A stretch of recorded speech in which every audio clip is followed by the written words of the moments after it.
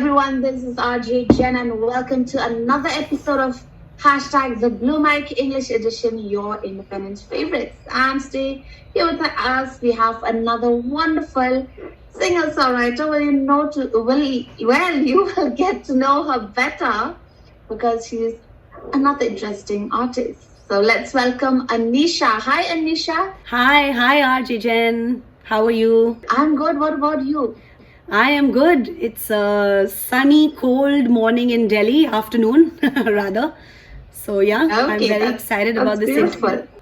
We're excited as well to chat with you and get to know more about you and your music because you're another interesting artist. Reading your bio, so I have lots of questions to ask you. So I hope you can deliver all the answers, all right? Because very, very interesting questions for you, Aneesha. So first of all, we'll start with an introduction about yourself and your kind of music. Sure. So I am Aneesha. I'm a vocalist and music producer actually from Delhi, and now I'm based currently in Goa.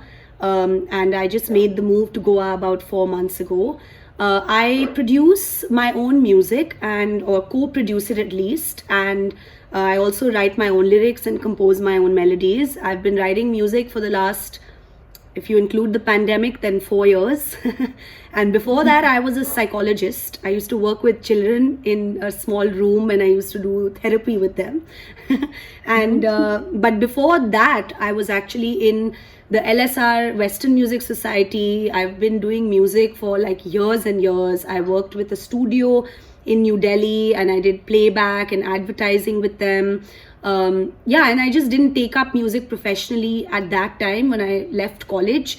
Although there were some opportunities that came my way at the time, but I wasn't, I didn't feel confident enough. Well, that's interesting, Aneesha, and that's quite an introduction about your music. So what about your early musical memories? Can you share it with us?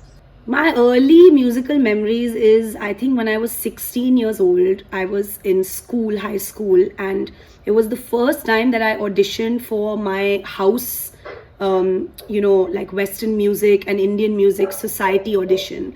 And I just remember that I used to have the worst stage fright, in the sense that I would become crippled, and I don't know how from there I cracked that. I remember I sang an Alicia Keys song called Wild Horses for that audition. I will never forget. And I surprised myself because somewhere, I've always had a self-worth problem and I've always felt a little underconfident about my skill, which is a lot of creative people. But I've done a lot of self-work. So being a psychologist is really interesting because it also put me in that position of doing work on myself and working with others and a lot of sort of learning what that's about. So through that time I worked on my self-confidence, but at that time, even when I sang that song, a small voice inside, which I have always remembered, kind of was like, yo girl, that was really good. And that was a memory where I was like, oh my god, I love doing this. Even though it was singing in front of 5 or 6 people who were my seniors at the time, I sort of was like, oh my god, I could totally see myself doing this. All right, Aneesha, my next question for you is, what are your artistic inspirations when it comes to music? Maybe, writing or reading a book or anything. Can you share that with us?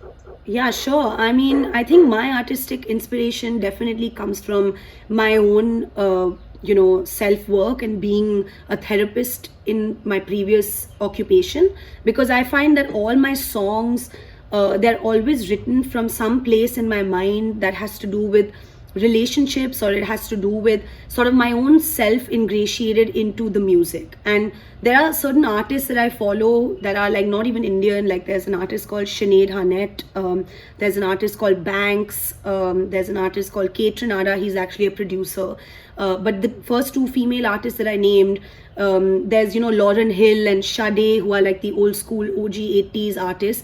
I feel like their music and my vocal tone and the kind of music that I write is where I also draw my inspiration. And a lot of them, embody strong female voices that write about lyrics that are to do with their own lives, lyrics to do with relationships, lyrics to do with their own self, journeys in this in life. And I think I just draw inspiration from daily things. So for now, we're gonna go into a performance by you. So how about you pick out your first song and introduce it to our listeners? Okay, so I'm going to sing you Just Want You. It's about desire and temptation and passion. It's written from the female perspective of this girl who is wanting, to explore something with a guy that is already with another girl. So, but then all about, like, she's just admitting to herself that she is desiring this man or this guy. So, yeah, I'm going to play you the song which I co-produced with my producers Dennis Thomas and Utkarsh Verma. Who are both Delhi-based musicians, and I also co-produced that song. So I'm going to play you the track and sing a part of the song for you. Sometimes I walk on blurry lines, like tonight. My desires feel so confined. 'Cause you got keys to a place, and she's saying your name with a warm embrace. But if you look me in the eyes, I am sure you can tell. Just want you.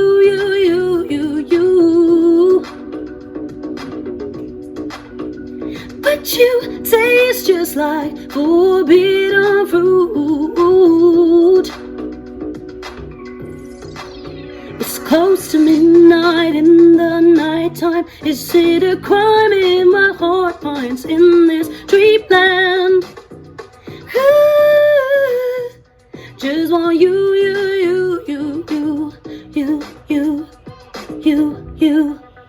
So that was the verse, pre-chorus and chorus of the song. Sorry, my voice is a bit husky and bad because I have a cold, so please forgive me. I still love it. I still enjoy it. Aneesha, a beautiful performance. In fact, I really like the vibe of the song. Just Want You. Also the music, the beat, and everything, the lyrics. Thank you. So yes, I can't wait for our dear friends to listen to the entire track for this. So stay tuned for this one, guys. A new music from Aneesha called Just Want You. So all right, Aneesha, we've talked about your music. So now we're going to talk about your work as a child psychologist.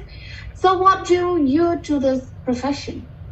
I was attracted to Sigmund Freud's work because I felt like his work was very intense, and there was lots to really unpack in what his line of work did. So I didn't go into behavioral psychology. I went into psychodynamic, what we call psychology. And then I went and did a course after. So I did LSR psychology, which was amazing. I loved it. But it was always this two-way pull for me. Like, I was a psychologist in LSR, but I was in the Western Music Society. And some of my favorite moments of college in literally in totality was being in LSR's Western Music Society. I made some amazing friends, and like, music was always a part of my life everywhere I went. But yeah, I did psychology. I loved it, and I thought that time I was thinking I'm going to do a doctorate and become a full psychologist and practice and open my own practice. And also I went to London and did a master's in child psychology at the Anna Freud Center, who is Sigmund Freud's daughter. So that was really, really cool. So I did that, and it was really humbling work, honestly. Like, I joined that profession thinking that I am sitting on, the Queen's chair and my mental health is all good and I have to now help these people. It's absolute rubbish. We all have mental health things, and we all are equally messed up, if you ask me. And we have to all look inwards. And I think the profession taught me to look inwards. So I started my own therapy through that profession, and that has really helped me, because 4 years of doing my own self-work is the reason why I'm able to write songs today also. So I think psychology is carried with me. I think I still call myself a therapist, because I have my way of thinking, my narrative and my outlook towards the world is very mental health oriented. And I will sell you therapy. I could be talking to an 80-year-old who doesn't understand anything about psychology, but I will sell them the benefits of therapy and psychology till my dying day, because I think that it's a lovely resource, and I really enjoyed working in that profession. You're still a therapist, Aneesha, indeed. So, yeah, Anisha, tell us about your first releases as a musician, especially your EPs. Yeah, I would say that my first real step into music that defined me and my sort of sound in a sense was my EP 1212, where I released 4 songs. The first one being Inside Out, where I also made a music video with my collaborator Pranay Parthi, who produced the song, and the music video is on YouTube. Everybody can watch it. It's a DIY music video that we made, of me basically dancing around, and like the concept of the song was written in lockdown, and it's called Inside Out because I wanted to go inside out of my mind. My mind was like languishing, and like everybody's mind was like that, right? In COVID, like everybody was kind of Yeah. losing their shit, and they were just like, what is going on? And so in Inside Out, it was like that was the metaphor, like trying to like go out of my mind because I was thinking so much, and the metaphor of wanting to actually go out of my house because I couldn't leave my house. So yeah, the song is, it just is like supposed to be like a pop bop, and it's supposed to be a dancey song because I decided that, man, in lockdown I may as well make something that makes me groove and have fun because how else, music should be fun and should be light. So yeah, that was the first song that I released, and then the EP came followed after that, which had 3 songs more in it. Stepping Stones, Settle Your Dues, and Vice. And Stepping Stones and Settle Your Dues were songs written inspired by a ex relationship of mine with my ex, which was bad. And yeah, Vice is a song that was inspired by more intense topics. I watched Big Little Lies. There's a show that has Nicole Kidman in it, and I loved her relationship depiction with Alexander Skarsgård, where she's in kind of like an abusive relationship, but she also ends up staying in it, which is what a lot of women do. Like, and again, this is where psychology comes into play because I always think psychologically only. So the song is about having a bad habit as a relationship. So it's a vice that you have, which is your relationship. So that's a synth heavy song, and I wrote that with Aman Sagar, who is my co-producer on that song. Interesting stories about your different songs out there, Anisha. So, how about we go into another performance by you? You know what to do. So I'm going to play you sing you a song called Settle Your Dues, which is the song I wrote about my ex-boyfriend. It's supposed to be like fun and sassy and basically me just coming into my own power. So here it is. I guess it's not too late to ask for an apology. I guess I'll take my turn, or what is due to me. I'm overheated, baby, but I'm not defeated, baby. Yeah. I'm burning up, baby, and all I need is a clean slate. So let me flesh this out with you. I ain't the only thing you lose. I've blown my fuse. It's time now, baby. Settle your dues.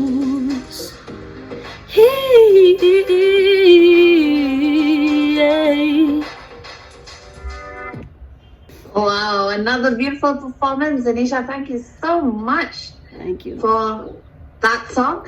And so, all right, now coming back to your music. Well, you're a music producer, and it means that you're in charge of the music that you make. So, was this always something that you wanted to do, or to be in charge of all all aspects of your art?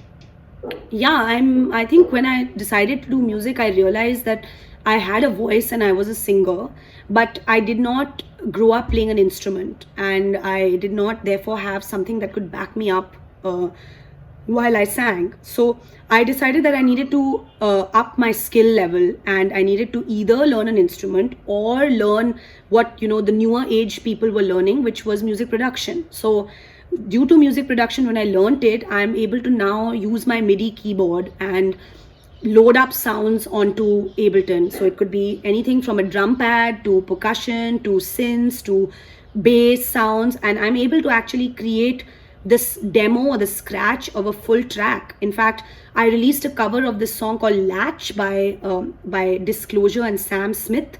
I wrote the chords, I changed up the style, I made my own bass parts, I made my own drum pad. So yeah, it's very empowering to know how to produce, because I think in today's day and age, if I want to do electronic music, which is where I see myself, so actually I'm not really a singer songwriter, because I don't play an instrument and songwrite using an instrument. I songwrite using my production software. So I would say that I'm more a vocalist and a music producer than I am a singer songwriter.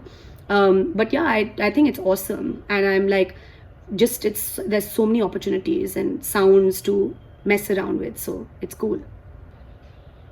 All right. So, Annie, indie music, they say, affords more independence to artists. Is this true?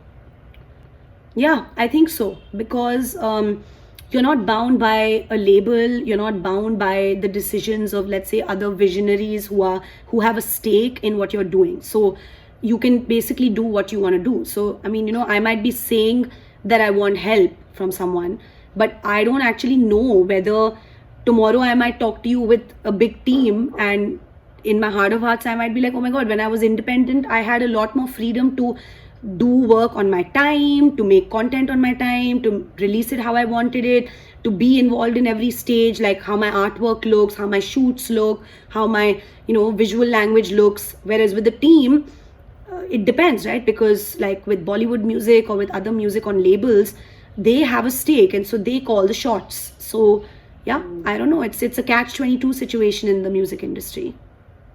So, what are the few things you'd like to change about indie music in India? I would like to make it a bit easier to, let's say, access resources like blogs and magazines, and basically reach diversifying resources. So like playlists, for example, on your streaming platforms.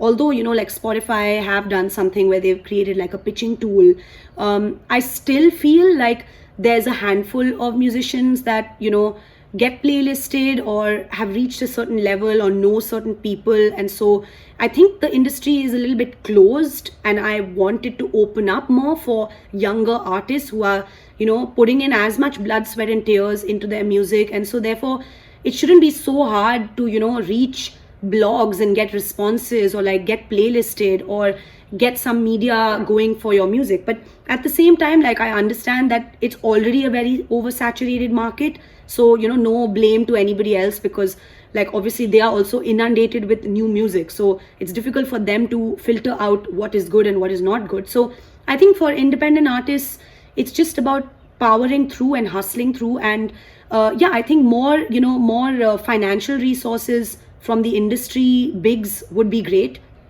On that note, then, Aneesha, time for us to listen to another performance by you. So you know what to do. Go ahead. Sure. So I'm gonna sing you my last release that came out, which is called "Don't Be a Creep," which is a fresh sounding sound for me, where I wrote a song about creepy men and telling them not to be creepy. And it's like really fun. So yeah. Don't be a creep, no. Got a lot of energy to give us in my body. Yeah. I'm one of those days where I need release. Yes, please, on the dance floor, I'ma be at ease. Yeah. I think I'll keep this. It's for myself and now just let me move. I don't want you staring me down, freaking me out, objectifying me, boy, you messing with my groove. Yeah. And if I were to make a bet about you, I say you don't know about consent, yes. And if I were to make a guess about you, I say you can't read the room, you're a mess, yes. And if I were to make a bet about you, I say you don't know about consent, yes. And if I were to make a guess about you, I say you can't read the room, you're a mess, yes. Oh, baby, you got it yourself into a situation where I don't want you to spill your shit on me. Oh, baby, you want to believe when I tell you the truth, that don't be a creep, no. Just don't be a creep. No, no, no, no. What's a girl gotta do to have a night of her own? Just don't be a creep. No, no, no, no. Just don't be a creep, no. Ooh, love that. Thank you Thanks. so much. Thanks. Deep. That's really a deep song. Aneesha, really enjoyed that. Thank you so much.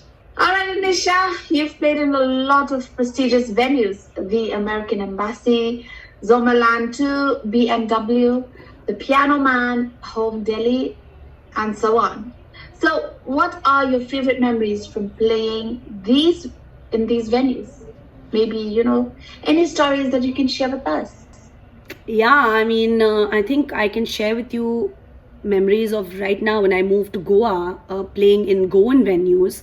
There are certain restaurants that do, that really appreciate live music. So there's a venue called Ida that I've played in a bunch of times, and man, it's electric. I mean, and there's another venue called Elephant and Company, another really lovely bar where I just played recently on Christmas Day, and we did like a 4-piece band set up over there in both these venues. And firstly, like, Delhi venues were fun. Like, I've had great experiences in Piano Man, I've had great experiences in Home Delhi.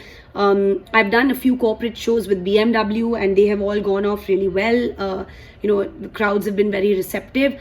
But somehow in Goa, the crowds and the people are more at ease and they want to listen to live music. So for me, like, the most amazing live performances for myself have been in Goa, because the people have just been so, like, I mean, I've had like a crowd of maybe like 150 people just dancing and singing with me, and I am like I like to engage people on stage. So I'll tell stories, I'll crack jokes, I'll get people to like sing with me, I'll get them to do like yeah, so then they'll do that back to me like during the song. So yeah, it's been super electric, like there's this one memory of me in 2 venues ending the night, because the crowd just kept on shouting one more encore, and we ended up ending the night with like Zombie by the Cranberries. We wish you the very best. Aneesha, thank you so much for being a sport. Thank you. For doing this with us. A lovely interaction, a lovely chat with you. So thank you so much. Thank Once you. again, we wish you the very best. But before you go, how about another last performance from you? Sure. This time I'm going to sing you Inside Out, which was the song on which I made the music video. So here goes. All right.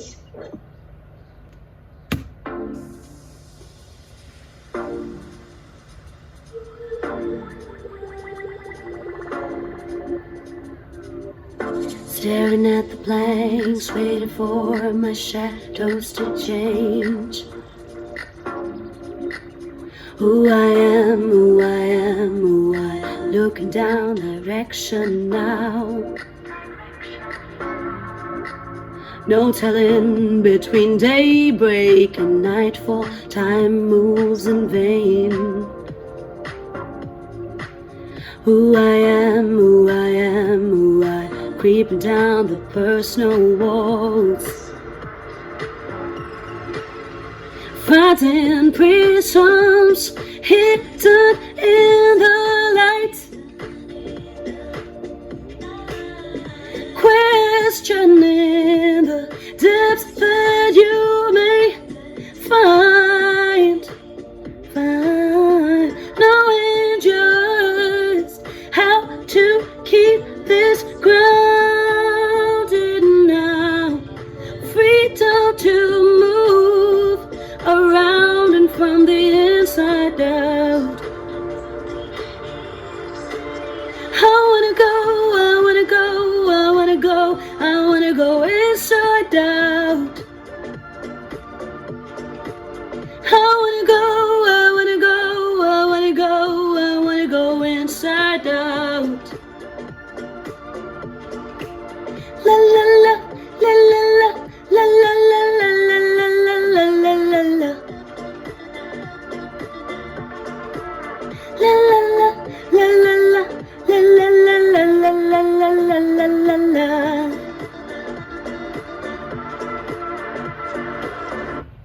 There you go.